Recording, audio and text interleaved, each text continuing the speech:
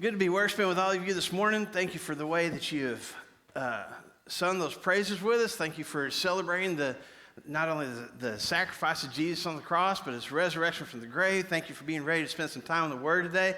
Thank you, praise team, for the way you've led us. For Todd and Brandon, the way that they've led us before the throne this morning. It's been awesome to be here. I hope you have been already just lifted up by worshiping with us this morning. It's been an awesome morning together. I want to jump right into our lesson today. We started talking, as Brandon mentioned earlier, about next level relationships. Last week we started talking about what it means to take these different relationships that we have in our lives and take those things to the next level. And whether that's a friendship, whether that's a connection with a coworker, whether that is a marriage, whether that's a relationship with our kids or kids with their parents, or whatever different connections that we have, looking at different relationships that we have and wanting to take those things to the next level. One to not necessarily, it may not necessarily be a relationship that needs a major overhaul. It may just need a little bit of tweaking. It may need something that just needs to be better, or it may need a major overhaul. Whichever. We're going to improve it. We're going to move forward and keep from being stagnant in this relationship anymore. Now, keeping that in mind, this morning we're going to talk about next level marriages. And I know that sometimes when we have sermons, when we have worship services that are focused on marriages, let me kind of give this disclaimer, okay? I realize with a room this many people in, we got a whole lot of different walks of life that we're going through right now. And I realize that as we talk about and focus on marriages, that not everybody in this room is married. So, we got people who are single who have never been married. And we got, teenagers who are obviously single and may not even be thinking about marriage. Hopefully not at this point in their lives, right?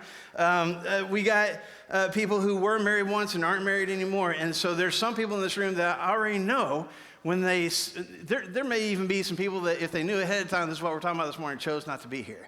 And there's some of you that may have walked in and then you saw the sermon title and you're like, oh, I don't want to hear about this. I don't even want to be here this morning. Hang in there, okay? Stay with us if you would. I also know that there's all sorts of different levels of, relationships with each other. There's folks in here that are dating someone, maybe getting really serious, maybe even thinking about getting married and just haven't taken that step yet. There's people that are engaged. There's people that maybe have even been married for a very short time, just a few years in, still trying to figure out what this married life is all about. And there's some in this room that have been married for a really long time, depending on how you define a really long time, and things are actually good. Like, why would I need to hear a lesson on marriage? Because my marriage is great, and I hope it is. God bless you if it is. So I realize that as we're talking about marriages, there's people that may be thinking to themselves, well, I don't really need to hear this lesson, or I've already got things the way that they need to be, or I understand that ahead of time, but I really feel like, and I've prayed about this week, and I really believe that there's going to be something that we're going to share together this morning that's going to be a benefit to you or someone that you know. Because even if you're not currently married, even if you're not currently dating someone looking forward to getting married, I bet there's some things we talk about, and you have a coworker, you have a family member, you have a close friend that could benefit from some of the things that we're sharing. And so I hope that you can stay focused with us and connect with us throughout this lesson together this morning. I got a lot of stuff on my heart to share. And a very brief amount of time to share it. So I'm going to move as quickly as I can. One more disclaimer. I have no expectation of talking to you for however long I talk to you and marriage is fixed. That'd be awesome if I had that kind of power, okay? I would not do this anymore and go make a whole lot of money doing that. That'd be awesome. That's not my plan this morning. What I want us to be able to share together are some things that when we look at our current marriage relationship or future marriage relationship, how can I take that connection, that relationship to the next level where it's not stagnant, where we're not just coexisting, where we're not just floating through life and not really connecting, not really growing? How do I step forward? How do I take that to the next level? That's what we're talking about today. Okay? I want to remind us of the two questions that we talked about last week. When we're dealing with any relationship and deciding, does this need to go to the next level? There's a couple of questions that we have to answer. I want to remind you of these if you weren't here last week or if you've forgotten since last week. The first question is this: do I want anything to be different? before I can start taking things to the next level, I got to be honest with myself. Do I want anything to be different than what it is now? I may be completely happy and content with the way things are now. And I may be in this relationship, and at least from my perspective, I may be thinking everything's fine. Yeah, there's things that could be better, but I'd rather coast through and keep doing what I'm doing. Do I truly want something to be different than what it is now? To be better than what it is now? To grow in any way in this relationship? Because until I actually want that, I'm not going to do anything different. And I can listen to sermons, and I can talk to people, and I can read different blogs and all these sorts of things about how to do things different with whatever the relationship is, including my marriage. But until I really want something to be better than what it is, it's never going to be any better. And the second question that I need to answer is, okay, if I want something to be better, if I want something to be different than what it is now, what am I willing to do different? Is there anything that I'm willing to do different? Am I willing to take some different actions? Am I willing to have a different attitude? Am I willing to change some habits? Are there some things that I'm willing to do different in order for this relationship to be different? Because I can use the word and say, man, I wish things were better. I wish things were improved. I wish things in this relationship could go to the next level. And it's all talk until I back it up with action. And I can even be guilty of pointing at the other person. If that person would just fill in the blank.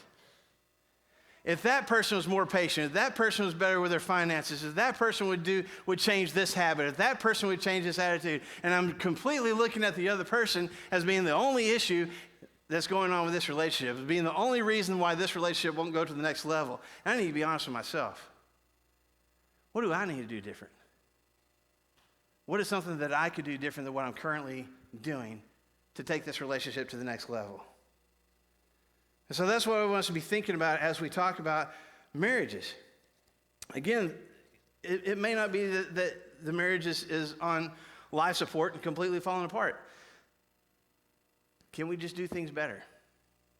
Can things be better now or in the future than what they are now? Can we take this to the next level? I think as we think about that when it comes to the marriage relationship, I think when you talk about what things could be different, what could we change, what could I improve on, there's kind of some areas that in general I think are at the core of the changes that we need to make in order to take things to the next level. That didn't come out right. I want to explain it a little better, okay? There's all sorts of reasons we can look at.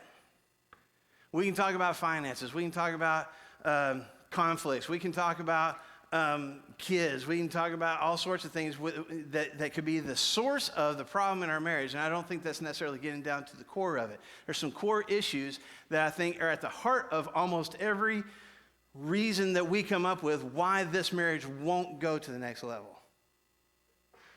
One of those would be in the area of honesty. And we talked about this last week, about the need in any relationship for complete honesty. Not just making sure that we're telling truths and not just, that we're not lying, that we're not being deceptive, but being genuine, being sincere, being honest about how we feel and about who we are. Being completely vulnerable and willing to let this other person know all the awesome stuff about us and all the stuff that we wish nobody else knew. And being completely open about those things.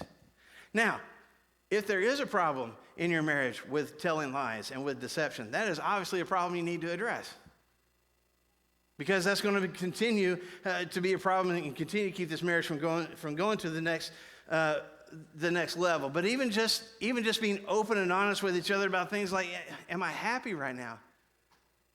What are the things that I'm fearing about myself, about our future, about our relationship? What are my frustrations? What are the things that I'm really excited about and I just don't share those things with you? What are the things that I value in you and I don't tell you often enough? What are the burdens that I'm carrying? What are the things that I'm struggling with?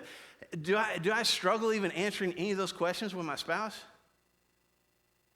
I mean, if we're being honest with each other, the only thing that we're being honest about is what bills need to get paid this week and what the menu is for cooking at home or going out to eat. Is that the level of honesty that we have? Because until we're willing to be completely open and honest about every aspect of our lives with our spouses, we're never going to take this marriage to the next level. We talked about this verse last week, so I'll remind you of it quickly. In Ephesians chapter 4 and verse 25, Paul says this: Each of you must put off falsehood. Stop being fake. Stop being hypocritical. Speak truthfully to your neighbor, for we're all members of one body. Again, he's talking about the church in general, that as we're in this family, that as we're believers in Jesus together and connected with each other, that we need to be honest with each other and open with each other. But folks, this is at the heart of marriage. Are there things that I'm hiding from my spouse? Are there things that we just don't talk about because we just don't want to talk about them? We don't want to be open about those kind of things? Or, we're in this body together, we're in this relationship, we're in this marriage together. I need to be completely open and honest and not fake. I need to be sincere. I need to be genuine with this person that I'm married to. Because otherwise, this marriage is never going to go beyond where it is now. So we got to work on our honesty. We got to work on, for lack of, I couldn't think of a better way to describe it than just honor. We need honor in our marriages. We live in a culture, I believe, that nowadays seems to undervalue honor somewhat. I mean, I don't care what your political party persuasion is. Get on social media, watch TV, listen in the coffee shop, listen to what people have to say, not just about the political views of different politicians, but about their character, about who they are. And talk about those people in such disparaging ways. We look at our movies and our TV shows and the things that we binge on Netflix and look at how disrespectful people are in general to each other. Many of you experience that in your workplaces as well. We just don't respect, we don't look at the other person as someone that deserves our respect, that deserves our honor. And we just don't, as a society, as a culture in general, we seem to just not put much value on honoring another person, on respecting another person, especially if we disagree with them. And I want to be clear, I do not want to bash our culture and our community, and I'm not saying that our society is completely absent of respect and honor for each other, but what I am saying is that there's this greater influence in our community and a kind of a widespread acceptance of disrespect and criticism, and that's starting to trickle into our families. And it's affecting our homes, and it's especially affecting our marriages. And because of what's modeled for us, maybe even in our own homes, but because of what's modeled for us on TV or online, wives often tend to view their husbands and maybe even talk to other women about their husbands as these mindless buffoons that can't do anything for themselves. And husbands will view their wives and talk to other people about their wives as just these vindictive, controlling nags. I'm glad everybody's looking this way. Nobody's looking.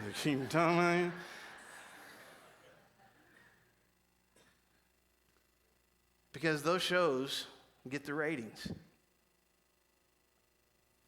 Those comments on social media get the most clicks and likes.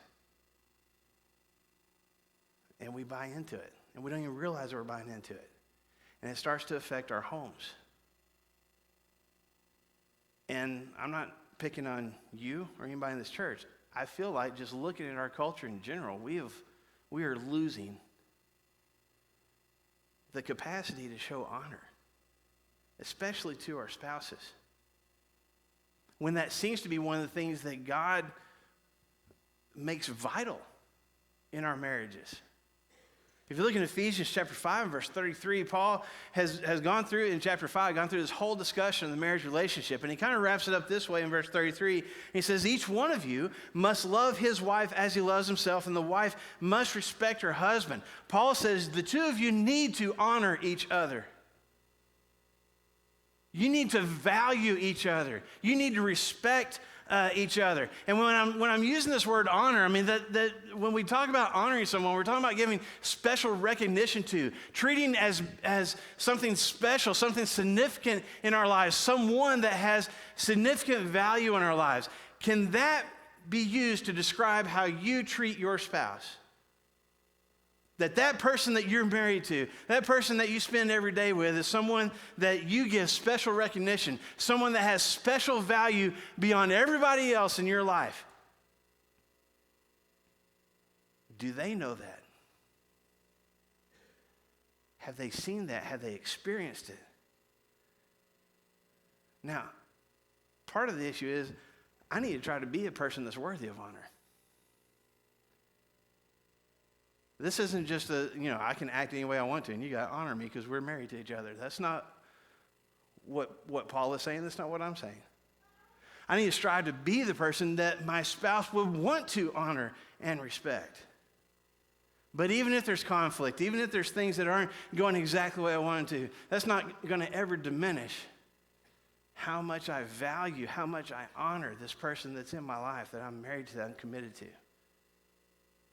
And if I'm not honoring my spouse, this marriage is never going to go further than where it is now. Some of us need to work on our trust. I know that seems similar to what we're saying when we're talking about honesty, but I need to be able to trust. If I'm in a dating relationship, I need to be able to trust this person that I'm dating. If I'm married, I need to be able to trust my spouse. And I need to be the kind of person that can be trusted.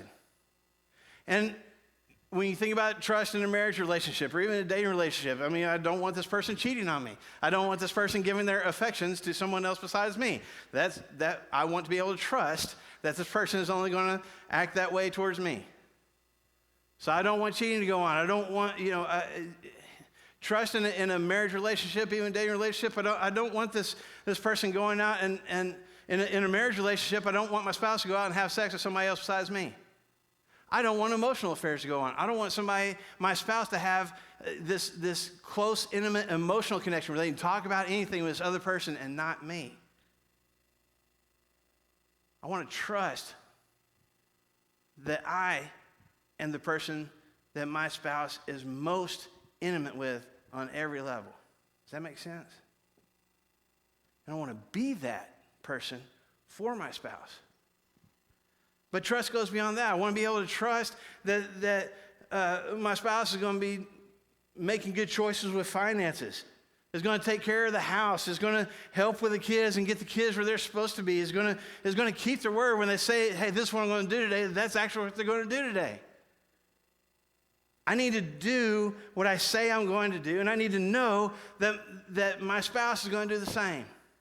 I need to communicate with my spouse and know what the expectations are. What is it that you're wanting from me? How is it that I can help today? How is it that I can make your life better? I'm going to go do those things, and they trust me to make the best effort to do those things. And I can trust them to do the same. It's not always the big stuff. It can be the little things.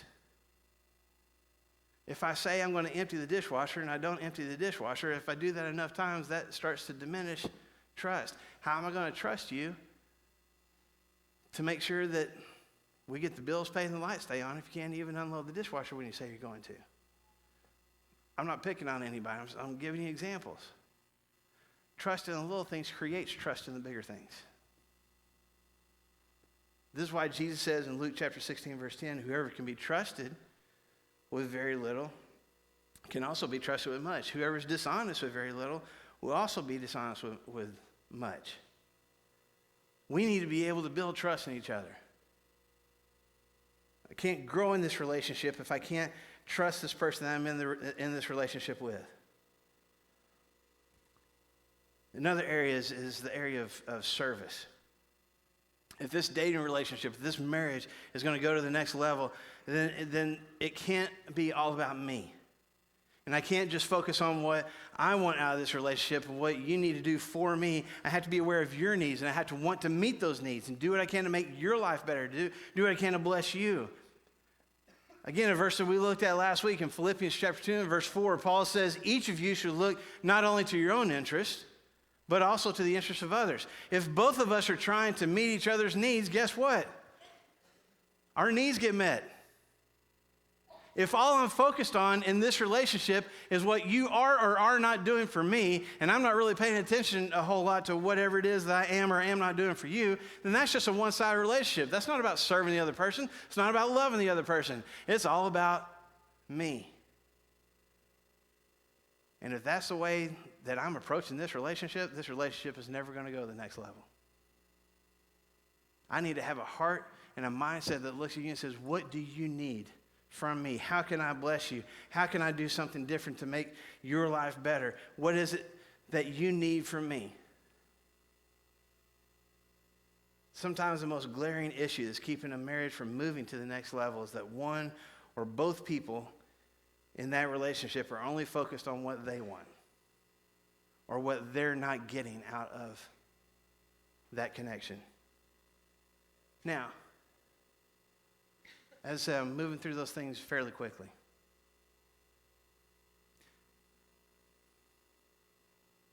if I was to talk to somebody who is having marriage issues, who is struggling in their marriage relationship, things just aren't going well, there's some kind of problem, there's something that's there's something that comes between us and it's keeping this relationship from going to the next level. It could be any number of things. They could talk about how, some might say, well, our sex life just isn't what it should be. When we have conflicts with each other, there's always arguments, there's always disagreements. She's always yelling, he's always griping. Our finances are shot. He's getting us in more debt. She's not taking care of the bills like she said she would. We got these kids.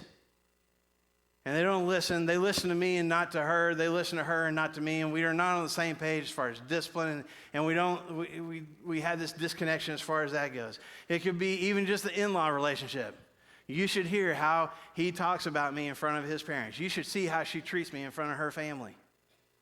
And we got all these different reasons that we talk about that people can give for why this marriage, this relationship might be struggling. And I still think it boils down to one of these four things. That we're not being completely open and honest with each other about our feelings and about what's going on and what we're struggling with, what we're frustrated with, what goals we have for this relationship. We're not honoring each other. We're completely undermining each other. We're insulting each other. And we point fingers and say things or make snide remarks and then say, well, can't you take a joke? We're not trusting each other. We're not being the kind of people who can be trusted. We're not looking at how we can serve this other person. It's not about the finances or the chores. It's about the heart. What needs do you have that I'm not meeting? And how can I do that better? Folks, I share these things with you, and we could talk a whole lot more about all these things, but look at the list. Did you write them down? Look at them up here on the screen. What needs to be better in any one of those four things? In your marriage, in your dating relationship, in your connection with your family. If you're dating someone right now, you need to look for somebody. You need to be dating somebody who is going to be open and honest with you. Someone who's going to honor you. Someone you can trust implicitly. Someone who recognizes and tries to meet your needs. You're worth it. You deserve someone like that. So don't settle for less. If you're in a marriage relationship right now, you need to grow in these things. There's always something that we can do more of. There's always something we can do better. Talk to your spouse about these things. How am I not fulfilling these needs in this relationship? What do I need to do? What are some actions I need to take? What's some mindsets I need to change that you see that I can change in me so that I do these better?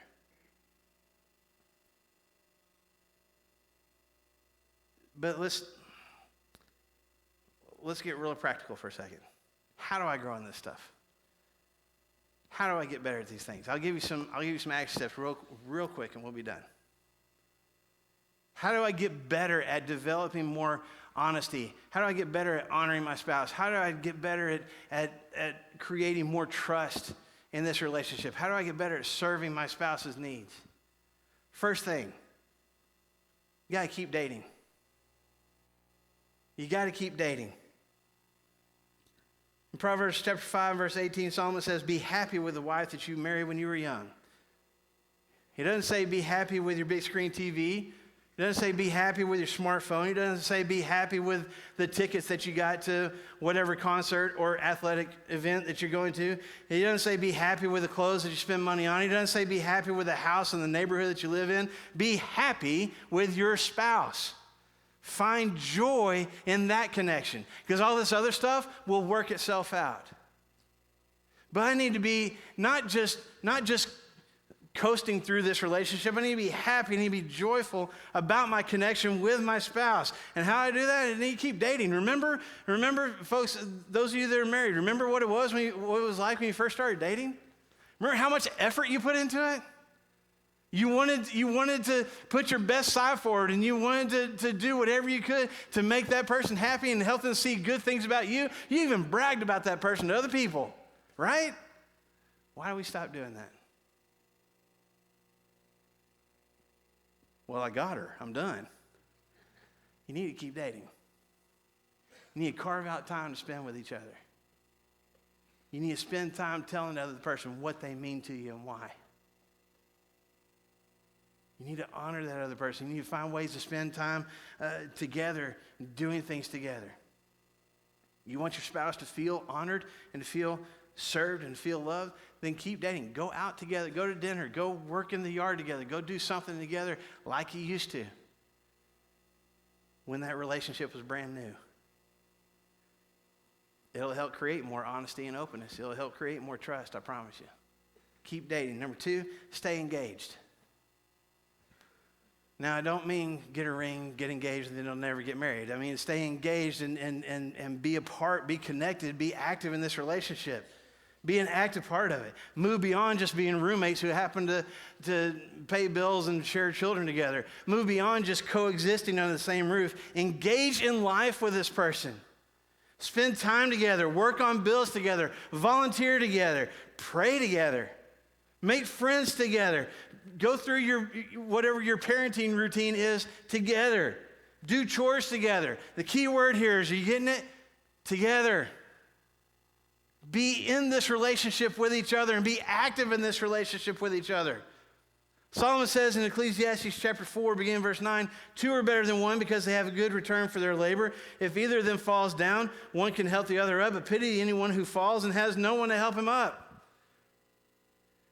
Y'all remember the old commercial? I think it's had a resurgence recently. The lady who, with the thing didn't have the thing around her neck. And you remember she falls down in her house and says what? I've fallen. Oh, y'all know better than that. I've fallen and I can't get up. And so we get, what was it, Lifeline or whatever the thing was, and now we got the magic button that can find somebody to help her get up. Now, picturing that in mind, picture this woman who's laid down on the floor, she's fallen, she can't get up, and imagine her spouse going, oh, that's a shame.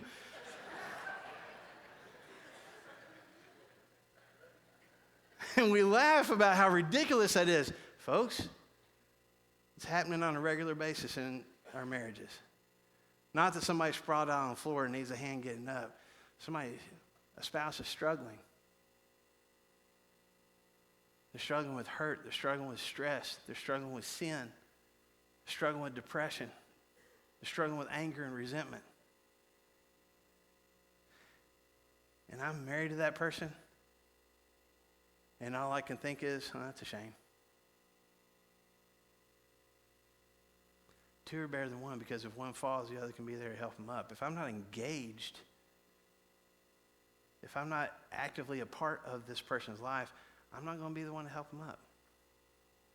And this marriage is going to suffer because of it. I hope that makes sense. Be actively engaged in this marriage. Don't stop dating.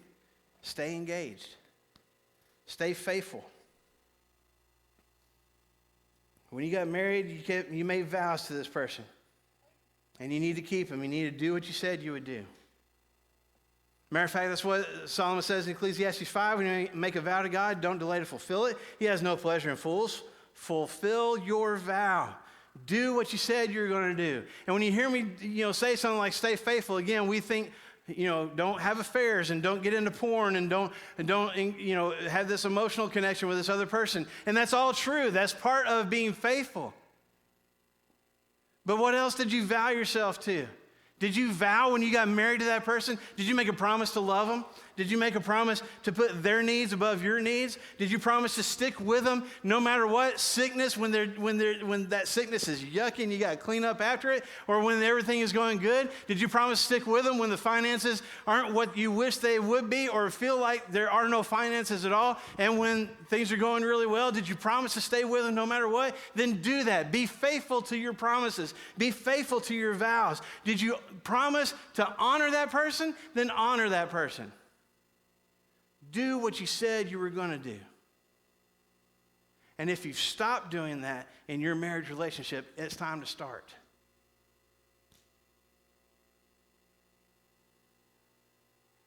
Am I cheating on my spouse? Not just with another person, but am I cheating my spouse out of time with me? Am I cheating my spouse out of attention and focus from me? Am I cheating my spouse out of help when my spouse needs it? Stay faithful. Stay faithful to your vows. Stay faithful to your commitment to that other person. And lastly, I've already hinted at it, but I want to finish with this. Do the little things. It's not always the grand gestures that make a difference. And it's not always the vase full of flowers or the presents on birthdays and Christmas and Valentine's Day.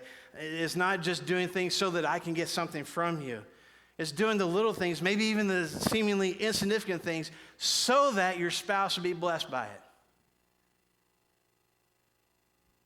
Right now, and for the last several years, just the way our routine works, my wife leaves our house before I do almost every single day.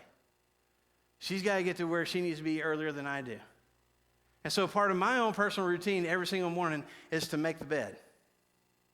I'll be honest with you guys, I couldn't care less if the bed was made. You should have seen my bed in college. Not only did I not make it, I didn't wash the sheets until I went home at Christmas. So I don't care.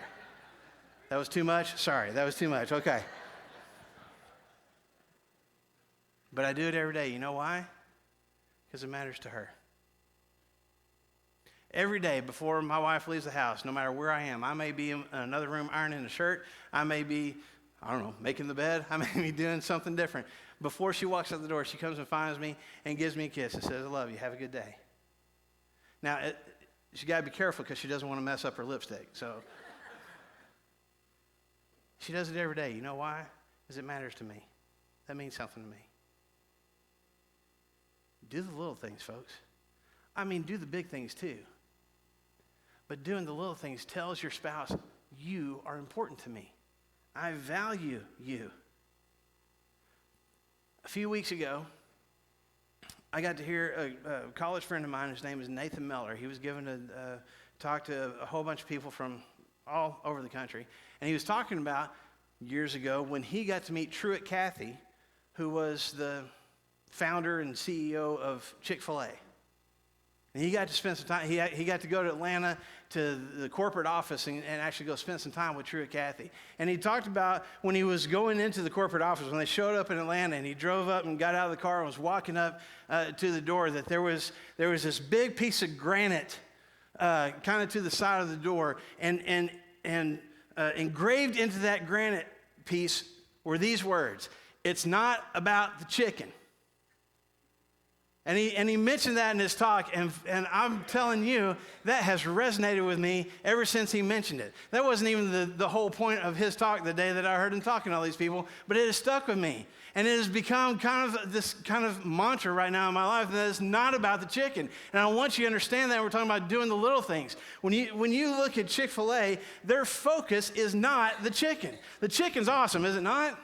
The chicken, y'all are already mad because I'm talking about Chick-fil-A and it's Sunday. You can't go get one when we're done here this morning. And yet at the same time, you know how good those nuggets and those strips and that chicken sandwich is.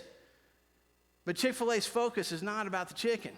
Read their mission statement. Spend some time with Chick-fil-A. Look at what matters to them. Yeah, they have chicken sandwiches. They have really good food, but it's all about doing something good for their customers and for their community.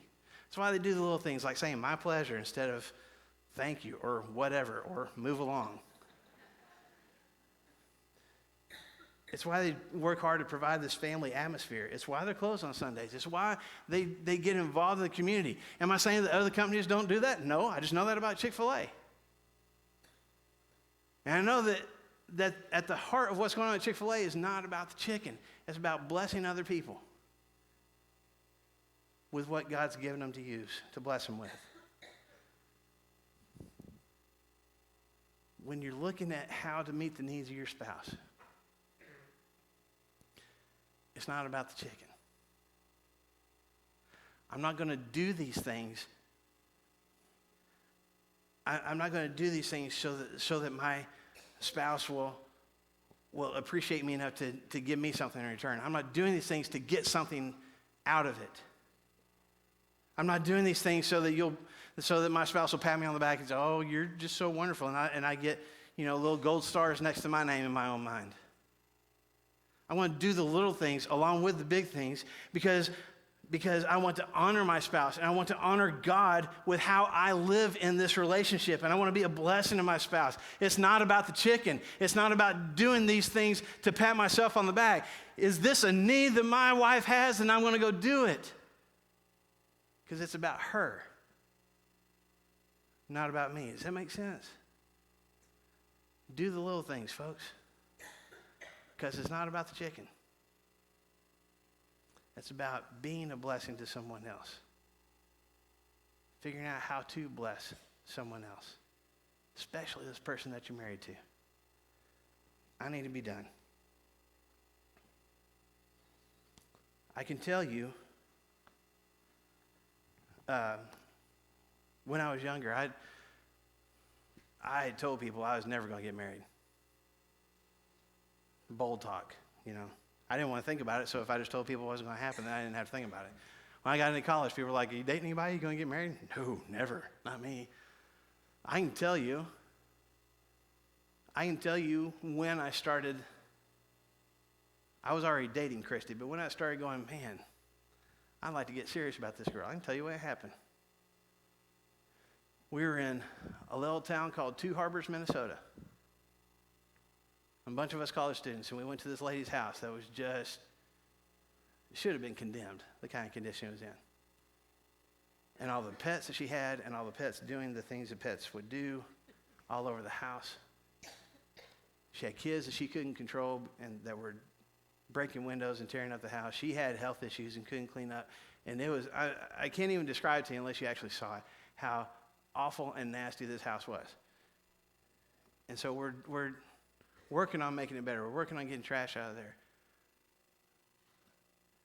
And this girl that I had started dating about 2 months before spent hours scrubbing the nastiest toilet and bathtub I had ever seen,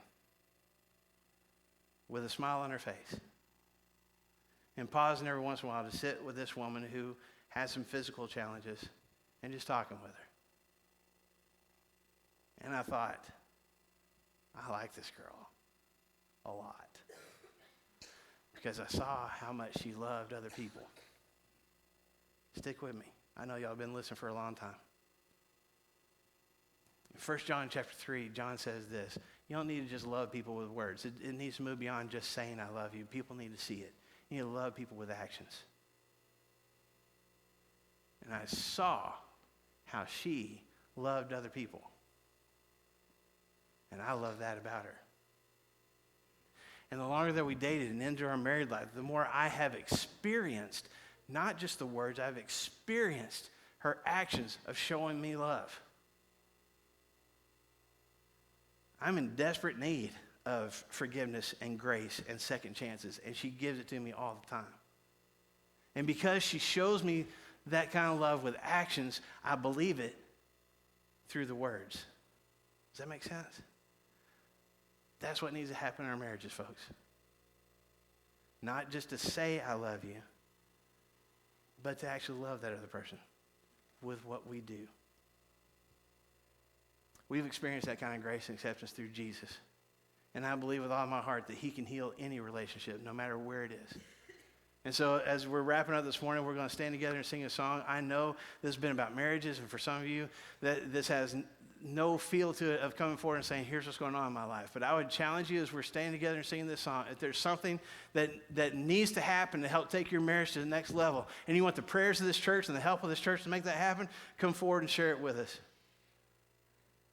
But let's go, if we don't do anything else besides sing this song together, folks, let's go home, let's go show people in our homes and in our workplaces and in this community what love looks like. Let's let them see our love, not just hear about it. And if we can help you do that, we want to. While together we stand and sing, let us know how we can help.